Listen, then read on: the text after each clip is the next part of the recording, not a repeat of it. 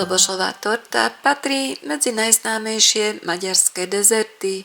Jej vznik je neodmysliteľne spojený s menom cukrára Jožefa Doboša. V dnešnom recepte si pripravíme rezy inšpirované práve touto ikonickou tortou. Vítajte priatelia! Začneme prípravou piškótového cesta. Suroviny sú uvedené na jeden piškótový plát. My budeme piecť 2 samostatné pláty. 4 stredne veľké vajcia rozdelíme na žltky a bielky. Vajcia je dôležité nechať pred použitím zohriať na izbovú teplotu, aby sa lepšie našľahali. Bielky mierne osolíme a začneme ich šľahať na stredných otáčkach mixéra. Keď sa vytvoria väčšie bubliny, rýchlosť mierne zvýšime a postupne po častiach pridáme 120 g jemného kryštálového cukru.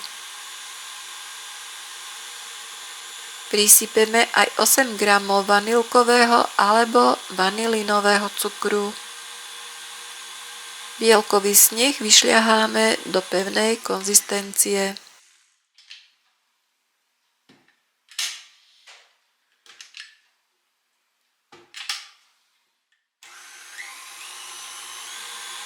Postupne po jednom zapracujeme žltky a pokračujeme v šľahaní, až kým nezískame hustú, svetlú a nadýchanú penu.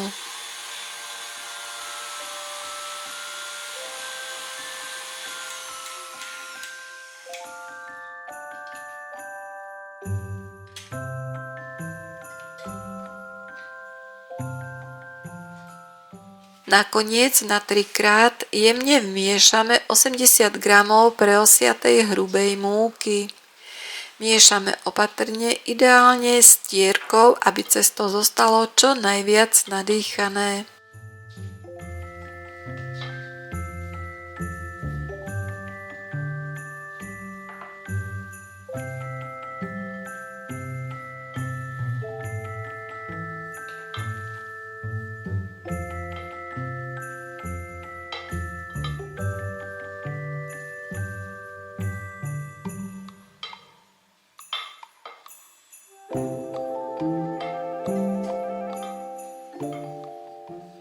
Hotové cesto rovnomerne rozotrieme na ples rozmermi 35x38 cm, ktorý sme vytreli olejom a vystlali papierom na pečenie. Vďaka oleju sa papier od plechu neodlepí a cesto sa počas pečenia nenafúkne.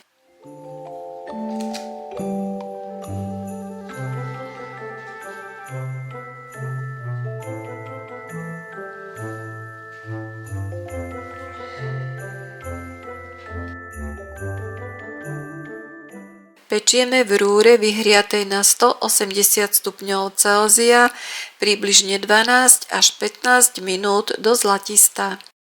Rovnakým spôsobom pripravíme aj druhý piškótový plát.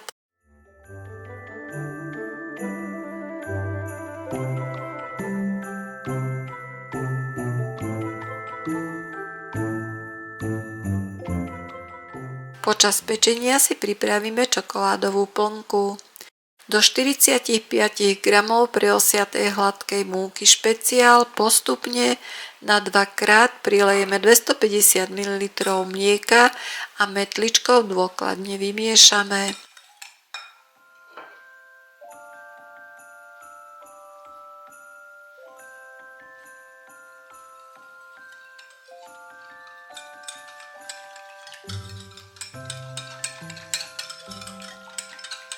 Zmes precedíme, aby sme odstránili prípadné hrudky.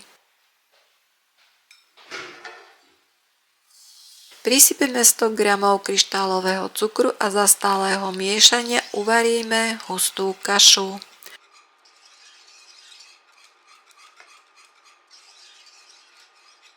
Hotovú kašu vložíme do drezu so studenou vodou a za občasného premiešania ju necháme úplne vychladnúť.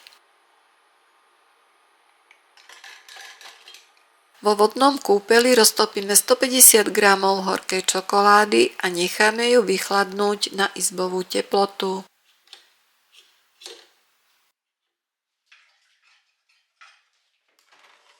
...250 g zmäknutého masla vyšľaháme mixerom do svetlej, nadýchanej konzistencie.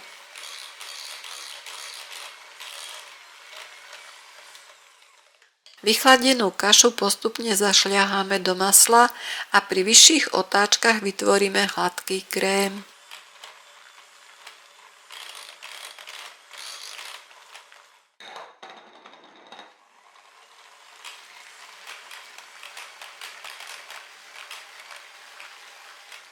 Nakoniec prilejeme roztopenú čokoládu a krém ešte raz dôkladne prešľaháme. Ak majú všetky suroviny rovnakú teplotu, krém sa nezrazí a výsledkom bude hladký, lesklý a veľmi chutný čokoládový krém.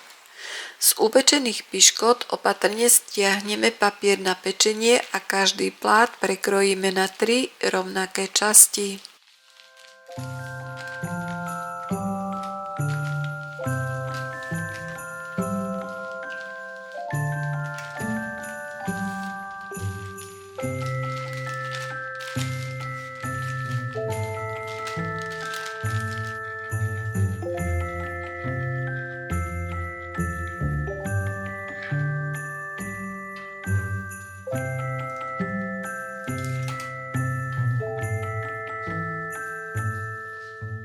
Približne 2 lyžice krému si odložíme na potretie vrchu.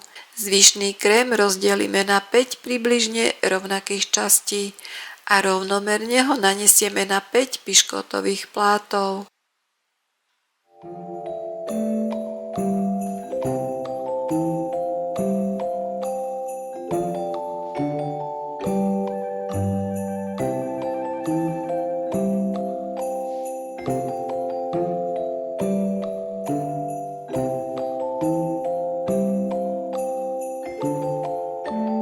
Poskladaný koláč prikryjeme papierom na pečenie, zaťažíme a vložíme do chladničky stuhnúť aspoň na 4 hodiny.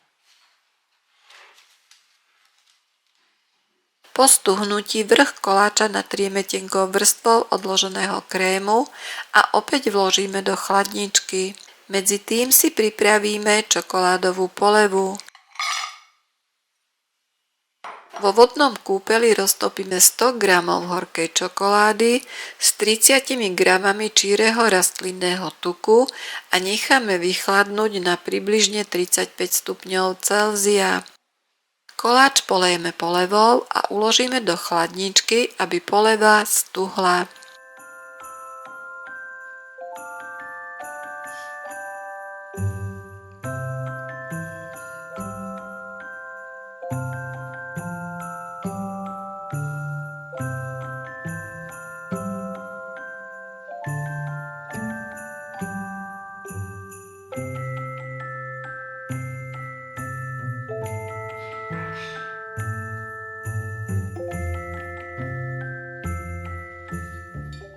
Pred krájaním nože ponoríme do horúcej vody.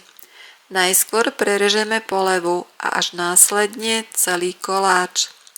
Originálna Dobošová torta je zakončená karamelom, no neviac chutí čokoládová poleva, ktorá je jemnejšia a chuťovo vyváženejšia.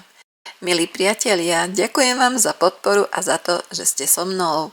Veľmi si to vážim. Prajem vám pokojné Vianoce, plné radosti a nádeje. Do nového roka vám želám zdravie, silu, radosť a požehnanie do každého dňa.